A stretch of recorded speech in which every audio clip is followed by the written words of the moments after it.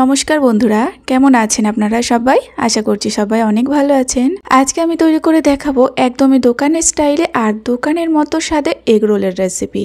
আমরা সবাই কিন্তু দোকানের এগ রোলটাই বেশি পছন্দ করি, আর সেই দোকানের মতো করে যদি বাড়িতেই বানিয়ে ফেলতে পারেন তাহলে কিন্তু আর দোকান থেকে কিনে খেতে ইচ্ছা করবে না। আজকে রেসিপিটা দেখার পরে অন্তত একবার বাড়িতে তৈরি করবেন, ভীষণ ভালো লাগবে বন্ধুরা।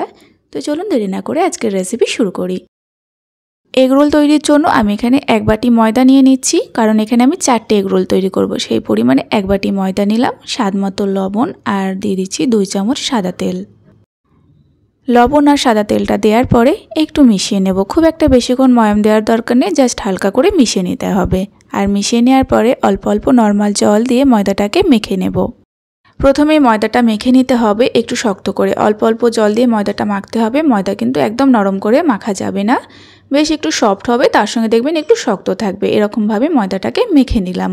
আর হাতের তালুর সাহায্যে একটু ঠেসেও ময়দাটাকে মেখে নিতে হবে। ময়দাটা মাখার পরে হালকা তেল মাখিয়ে দিচ্ছি ওপর থেকে। এবার এটাকে চাপা দিয়ে রেখে দেব প্রায় 5 থেকে 10 মিনিট মতো। এগরোল তৈরির জন্য অবশ্যই ময়দা মেখে নেওয়ার পরে 10 মিনিট এইভাবে রেস্টে রেখে দেবেন। তাহলে কি হবে, ময়দার মধ্যে যে টান ভাবটা থাকে সেটা চলে যাবে, আর ময়দার এই লেচিগুলো বেলতে দেখবেন অনেকটা সুবিধা হবে। এবার এখান থেকে আমি 4টে মিডিয়াম সাইজের লেচি কেটে নিলাম। যেমনটা আর কি এগরোলের সাইজটা হবে সেভাবে লেচিগুলো কেটে নিতে হবে। লেচিগুলোকে হাতের সাহায্যে একটু গোল গোল করে নেব। আর এইভাবে লেচিগুলো আগে থেকে গোল করে রেখে দিলে তাড়াতাড়ি বেলতে সুবিধা হবে। এবার একটা লেচি তুলে নেওয়ার পরে এখানে কিচেন স্ল্যাবের মধ্যে বেলে নেব, তাই একটু শুকনো ময়দা ছড়িয়ে নিলাম। আপনারা এখানে বেলুন চাটুর মধ্যে বেলে নিতে পারেন।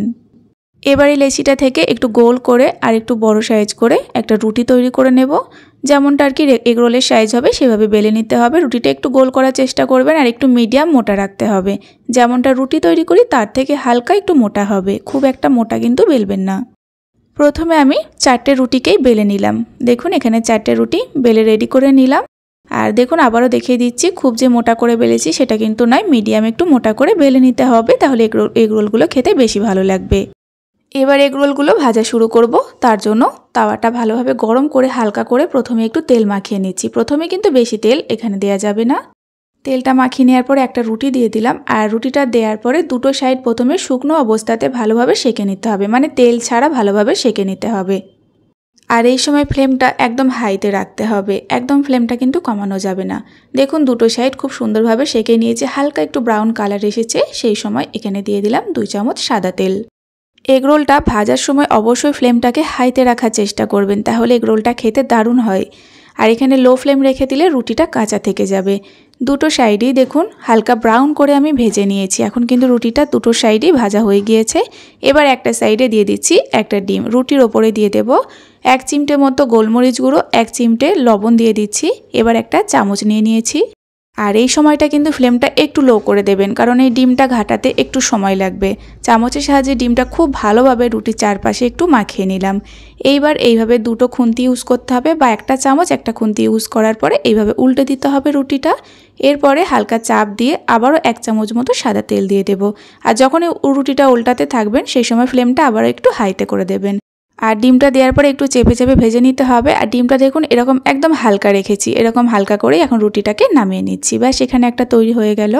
আবারও একটা তৈরি করে দেখিয়ে দেবো একইভাবেই। দেখুন একটা রুটি দিয়ে দিলাম, প্রথমে দুটো সাইড একটু সেঁকে নিচ্ছি। তো অবশ্যই এই সময় ফ্লেমটা একটু হাইতে রেখে দেবেন।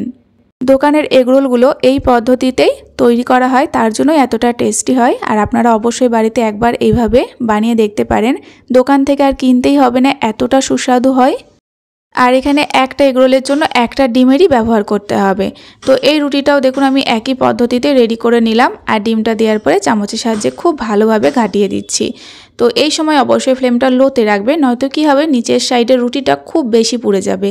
আর রুটিগুলো এরকম একটু কড়া করে ভাজবেন, দেখবেন এগরোলটা খেতে ভীষণ সুস্বাদু হবে। আর এগরোলটা ভাজার জন্য খুব একটা বেশি তেলের ব্যবহার করবেন না। একটা এগরোলের জন্য মোটামুটি 3 চামচ তেলের ব্যবহার করেছি আমি। আর ডিমটা দেওয়ার পরে রুটিটা একটু চেপে চেপে ভেজে নিতে হবে, তাহলে ডিমটা ভেতর থেকে কাঁচা থাকবে না আর ডিমের কালারটাও হালকা থাকবে। আর এখানে আমি 4টে রুটি ডিম দিয়ে ভেজে নিয়েছি। তো এগরোলের জন্য এই রুটিগুলো একদম রেডি হয়ে গিয়েছে। তো এইভাবে প্রথমে ভেজে নিলে দেখবেন তাড়াতাড়ি এগরোলগুলো বানাতে সুবিধা হবে। তো এগুলোকে একটু সাইড করে দিলাম। এবার একটা রুটিকে নিয়ে নিলাম। এখন আমি এগরোলটা তৈরি করে নেব, মানে সাজিয়ে নেব। এবার প্রথমে আমি দিয়ে দিচ্ছি শসা কুচি। আর এগুলো আপনারা পরিমাণ মতো দিতে পারেন, তবে খুব বেশি দেবেন না, একটু অল্প করেই দেবেন। তো শসা কুচি দেওয়ার পরে দিয়ে দিচ্ছি পরিমাণ মতো পেঁয়াজ কুচি। পেঁয়াজগুলো একটু স্লাইস করে কাটা আছে। 4টে কাঁচা লঙ্কা দিচ্ছি, লঙ্কাটা মুখে পড়লে দেখবেন এগরোলটা খেতে বেশ ভালো লাগে। আর দিয়ে দিচ্ছি টমেটো সস। আর সসটা আমি এরকম একটা প্যাকেটের মধ্যে নিয়ে নিয়েছি, তাতে দিতে অনেকটা সুবিধা হয়। তো এখানে 1 চামচ মতো টমেটো সস দিয়ে দিলাম, সামান্য একটু গোলমরিচের গুঁড়ো আর সামান্য একটু লবণও দিয়ে দিলাম। এবার দিয়ে দিচ্ছি চিলি সস। যেহেতু কাঁচা লঙ্কা আছে, চিলি সসটা একদম অল্প দিতে হবে।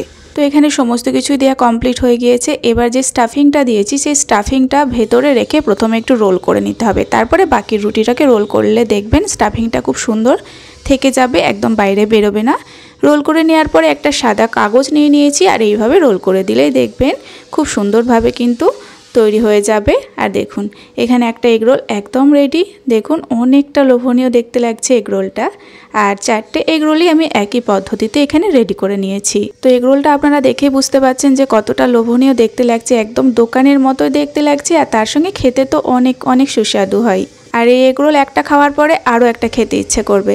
তো একবার আপনারা এই পদ্ধতিতে বাড়িতে এগরোলটা তৈরি করুন, দেখবেন দোকান থেকে আর কিনে খেতে ইচ্ছে হবে না। তো বন্ধুরা, আপনারাও রেসিপিটা বাড়িতে তৈরি করবেন। আর যদি ভালো লাগে একটা লাইক কমেন্ট করে অবশ্যই জানাবেন। আর আজকের ভিডিও আপনি সম্পূর্ণ দেখে থাকলে অনুরোধ থাকলে চ্যানেলটি সাবস্ক্রাইব করে পাশে থাকবেন। আজ এই পর্যন্তই, আবারও ফিরে আসবে এরকম কোনো সহজ রেসিপি নিয়ে। ততক্ষণে আপনারা সকলে ভালো থাকবেন এবং সাবধানে থাকবেন।